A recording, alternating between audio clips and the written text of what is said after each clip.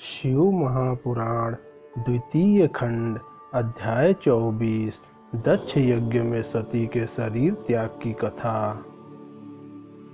ब्रह्मा जी बोले, हे नारद, इस प्रकार सती दक्ष से भयभीत यज्ञशाला में पहुंची, परंतु वहां किसी ने उनसे बात तक न पूछी, न किसी ने यही जाना कि यह जगत माता है। दक्ष ने तो अहंकार में उनसे कुशल तक न पूछी।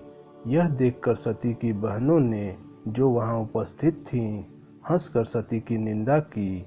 सती ने यज्ञ में सब देवताओं का स्थान देखा, परंतु वहां शिव जी का स्थान न देखा। तब वे मन में अत्यंत क्रोधित हुईं। उन्होंने अपना अनादर देखकर शिव जी का स्मरण किया तथा सोचा कि अपने क्रोध से दक्ष को भस्म कर डालें, परंतु फिर उन्होंने सोचा कि यह उचित नहीं होगा, क्योंकि जब दक्ष ने कठिन तपस्या करके मुझको प्रसन्न किया था, तब मैंने उससे कहा था कि जब मैं तुम में कुछ गर्व तथा अपने मान की कमी देखूंगी, तो उसी समय अपने शरीर को त्याग दूंगी। दक्ष ने भी इस बात को मान लिया था। अब वही समय आ गया है। अस्तु, सती ने पुनः इस बात पर विचार कर बहुत दुख प्रकट किया और मन में कहा कि मुझे बड़ा दुख है जो शिव बिना पुत्र के ही रहे और उन्हें मेरे विवाह का कोई फल ना मिला। मेरे सिवाय और कोई ऐसी स्त्री नहीं है जो मेरे पीछे शिव को प्रसन्न रख सकेगी। फिर शिव भी तो दूसरी स्त्री को अंगीकार न करेंगे। अब मैं अपनी प्रतिज्ञा के अनुसार अपने शरीर को त्याग कर हिमाचल पर्वत के घर उत्पन्न होंगी तथा हिमाचल की पत्नी मुझे अपनी पुत्री समझेगी और मैं भी उसको अपनी माता समझकर आनंद प्रदान करूंगी। तब मैं शिव जी के साथ पुनः ब्याही जाऊंगी। उस समय मेरी सब लज्जा समाप्त हो जाएगी तथा संसार के मनोरथ पूर्ण होंगे। सती ने यह सब बातें सोचकर दक्ष से क्रोधित होकर कहा, हे पिता, तुमने शिव को निमंत्रण क्यों नहीं भेजा? क्या तुम्हारी बुद्धि नष्ट हो गई है? जिन मेरे स्वामी शिव से तीनों लोग पवित्र होते हैं, तुमने उन्हें नहीं बुलाया। बिना शिव के सब कर्म असिद्ध हो जाते हैं। तुमने मेरे शिव को क्यों नहीं पहचाना? फिर वे सनकादिक, ब्रह्मा तथा विष्णु से बोलीं, तुम सभा में बिना शिव के क्यों आए? इस प्रकार उन्होंने सबसे ऐसी बातें कहीं तथा शिव जी का वर्णन कर एक एक को अलग अलग लज्जित किया। उन्होंने विष्णु से कहा, क्या तुम शिव को नहीं जानते, जिन्हें वेद सगुण एवं निर्गुण कहकर बखानते हैं? मैंने तुमको अनेक बार समझाया है, परंतु फिर भी तुम धर्म मार्ग को भ्रष्ट करते हो। हे ब्राह्मण, तुम भी बुद्धिहीन हो गए। क्या तुम शिव के अपार बल को नहीं जानते? यद्यपि शिव ने तुमसे अनेक बार कहा है, फिर भी तुम्हें बुद्धि नहीं आई। तुम्हारे 5 मुख थे। तुमने शिव की निंदा की, इसलिए तुम्हारे 4 मुख शेष रहे। हे विष्णु, क्या तुम शिव की महिमा भूल गए, जबकि उन्होंने संबर को जला दिया था? यह जानकर भी तुम इस यज्ञ में क्यों सम्मिलित हुए हो? सती ने फिर देवताओं से कहा, हे देवताओं, तुमने अपनी शुद्ध बुद्धि क्यों नष्ट कर दी? मैं समझ गई, तुम सब बड़े अभागे हो जो बिना शिव के इस यज्ञ में चले आए। हे भृगु, अत्रि, वशिष्ठ, तुमने यह बात बुद्धि के विरुद्ध क्यों की? तुमको तो शाप देने की महान शक्ति है। क्यों तुम भी शिव जी की शक्ति को नहीं जानते? एक बार भगवान सदाशिव मगर का रूप धारण कर द्रविड़पुर को गए थे और वहां उन्होंने भक्त की परीक्षा लेने के लिए कुछ लीलाएं की, परंतु मुनियों ने उन लीलाओं के रहस्य को न जानकर शिव जी को शाप दे डाला और उस शाप का प्रभाव उन्हीं के लिए प्रतिकूल हुआ। उस समय जबकि तीनों लोग जलने लगे, तब शिव जी ने अपने लिंग को पृथ्वी पर गिरा दिया था जिसके कारण वे पुनर्जीवित हो गए थे। इतना कहकर सती ने अत्यंत क्रुद्ध होकर ब्रह्मा तथा विष्णु से इस प्रकार कहा, हे ब्रह्मा तथा हे विष्णु, दक्ष ने जो कुछ किया है उसके मूल में तुम दोनों हो, क्योंकि तुम दोनों शिव जी के न आने पर भी इस यज्ञ में सम्मिलित हुए हो। अस्तु, तुमने जैसा कार्य किया उसका फल तुम्हें अवश्य भोगना पड़ेगा। आश्चर्य है कि जिन शिव जी द्वारा चारों वेद तथा संपूर्ण सृष्टि की उत्पत्ति हुई है, उन्हें तुम बिल्कुल नहीं पहचान सके। यदि तुम दोनों दक्ष के इस यज्ञ में नहीं आते तो दक्ष को इतना अहंकार कभी न होता।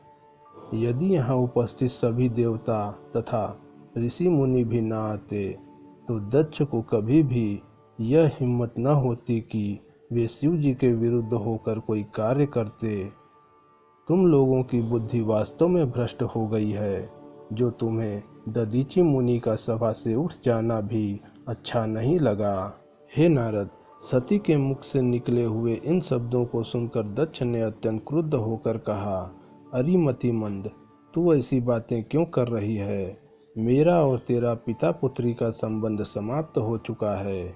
यदि तेरी इच्छा हो तो तू यहाँ रह, अन्यथा अपने घर चली जा। तेरा पति अत्यंत अशुभ है, उसके नाम में केवल 2 ही अक्षर है। वह भूत, प्रेत एवं पिशाचों के साथ रहता है, चिता की भस्म को अपने शरीर में लगाता है और श्मशान में घूमा करता है। उसके माता पिता, कुल, जाति पाति आदि का कुछ भी पता नहीं है। इसका वर्णन वेद में भले हो, परंतु उसमें कोई शुभ लक्षण दिखाई नहीं देते।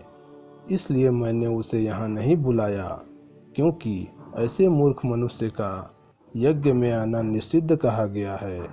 हे सती, मैंने वास्तव में बड़ी मूर्खता की, जो औरों के कहने पर तुझ जैसी अपनी श्रेष्ठ पुत्री का विवाह उस नंग ढड़ंग औघड़ के साथ कर दिया।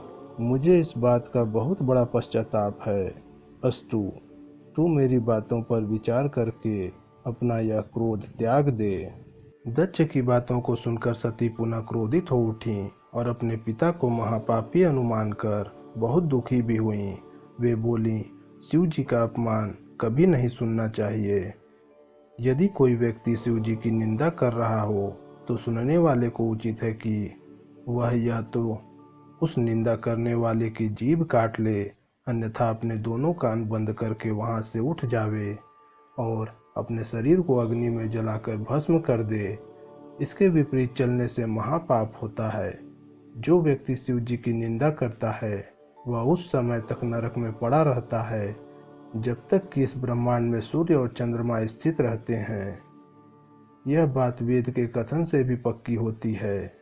इस प्रकार कहकर सती अपने मन में अत्यंत पछताती हुई सोचने लगी कि मैं यहाँ आकर शिव जी की निंदा अपने कानों से सुनी, यह अच्छा नहीं हुआ।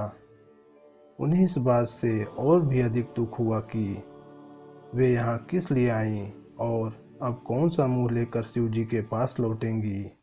वे सोचने लगीं कि यद्यपि शिव जी के श्री चरणों का दर्शन प्राप्त करना मेरे लिए अत्यंत आवश्यक है, परंतु अब भला किस मुंह से मैं उनके पास जाऊं। मुझे तो दोनों ही प्रकार से कठिनाई दिखाई दे रही है। हे नारद, इस प्रकार विचार करने के उपरांत सती अत्यंत क्रुद्ध होकर शिव नाम का जोर जोर से उच्चारण करने लगीं। उन्होंने किसी की भी प्रतिष्ठा का ध्यान न रखते हुए यज्ञशाला में उपस्थित सब लोगों को धिक्कारते हुए कहा, हे उपस्थित सदासदों, मैं तुम लोगों से यह बात सत्य ही कह रही हूँ कि इस समय तुम्हारी बुद्धि नष्ट हो गई है। अंत में तुम्हें बहुत अधिक पछताना पड़ेगा। तुम में से अनेक मारे जाएंगे और अनेक भागकर किसी गुप्त स्थान पर छिप जाने के लिए विवश होंगे। इस सभा में जिसने शिव जी की निंदा की है और जिसने उसे सुना है, उन सबको महापाप लगा है। सभासदों से इस प्रकार कहकर वे दक्ष से बोली, हे दक्ष, तुमने शिव जी की बहुत निंदा की है, अतः तुम्हें भी बहुत पछताना पड़ेगा। शिव जी सबको सुख देने वाले और सबके स्वामी हैं। पर तुम उन्हें साधारण देवता की भांति ही समझ रहे हो। तुम्हें यह नहीं मालूम है कि वे संपूर्ण सृष्टि के सबसे बड़े हितैषी हैं। तुम्हें अपनी करनी का फल शीघ्र ही मिलेगा। हे दक्ष, वेद में मनुष्य के 3 प्रकार कहे गए हैं, जो किसी के गुण तथा शील में दोष लगा देते हैं। उन्हें अधम कहा जाता है। जो किसी के पाप तथा पुण्य का सच्चा वर्णन करता है उसे मध्यम कहते हैं, और किसी के पापों को छिपाते हुए केवल उन्हें सद्गुणों का ही वर्णन करता है उसे उत्तम की संज्ञा दी जाती है। इन तीनों में भी जो सर्वोत्तम प्राणी होते हैं वे अन्य लोगों के केवल गुण का ही वर्णन नहीं करते हैं, अपितु वे सबको अपने कृत्य द्वारा प्रसन्न भी रखते हैं। मैंने इन 3 प्रकार के प्राणियों को विचार करते हुए यह निष्कर्ष निकाला है कि तुम अधम प्रकार के हो, क्योंकि तुमने शिव जी की झूठी निंदा की है। मिथ्या भाषण, अहंकार, क्रोध, लोभ आदि जितने भी बड़े पाप हैं, उन सब में महान पाप किसी दूसरे की निंदा करना है। तुम जो यह कहते हो कि शिव नाम में केवल 2 ही अक्षर है, सो तुम्हें यह जान लेना चाहिए कि ये 2 अक्षर इतने प्रभावशाली हैं कि जो मनुष्य इन्हें अपने मुख से निकालता है उसके संपूर्ण पाप भस्म हो जाते हैं। ऐसे पवित्र नाम की निंदा करना कभी भी उचित नहीं है, परंतु तुम अपने अज्ञान के कारण इस बात को नहीं पहचानते। शिव जी अनादि, अप्रमेय तथा महान हैं। उनमें द्वेष रखने वाले का कभी भी कल्याण नहीं होता है। जिन लोगों ने शिव जी की वास्तविक महिमा को पहचान लिया है वे सदैव उन्हीं के प्रेम में मग्न रहते हैं।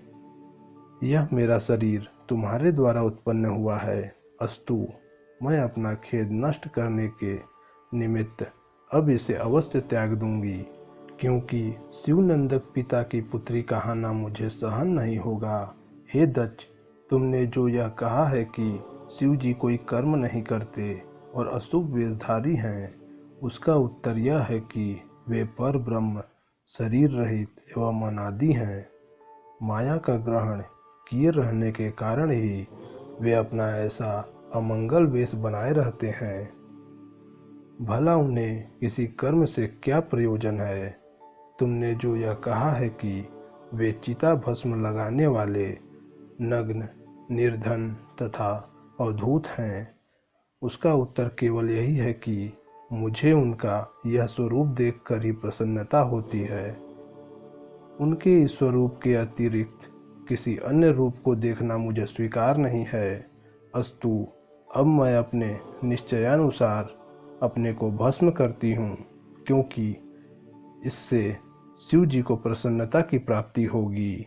इतनी कथा सुनाकर ब्रह्मा जी ने कहा, हे नारद, यह कहकर सती उत्तर दिशा की ओर मुँह करके पृथ्वी पर बैठ गईं। उन्होंने स्नान करने के उपरांत अपने संपूर्ण शरीर को वस्त्रों से लपेट लिया। तत्पश्चात योग धारण कर विधि पूर्वक आसन लगाते हुए प्राणायाम किया। सर्वप्रथम उन्होंने समान वायु को नाभि चक्र में लाकर उदान वायु को ऊपर चढ़ाकर और शिव जी की सुंदर मूर्ति को अपने हृदय में स्थापित किया। तदुपरांत उन्होंने अपने भवों के बीच दृष्टि जमाते हुए पति के चरणों का ध्यान किया और अग्नि तथा वायु को उत्पन्न कर दिया। उस पवित्र अग्नि तथा वायु के द्वारा उन्होंने अपने उस निष्पाप शरीर को भस्म कर दिया। इस दृश्य को देखकर सब ओर हाहाकार मच गया। यज्ञशाला में उपस्थित सभी लोग अत्यंत भयभीत तथा दुखी हुए और दक्ष की पत्नी वीरनी शोकाकुल हो गई। उस समय शिव जी के गणों ने अत्यंत क्रुद्ध होकर सब लोगों को संबोधित करते हुए इस प्रकार कहा। 24वां अध्याय समाप्त हुआ।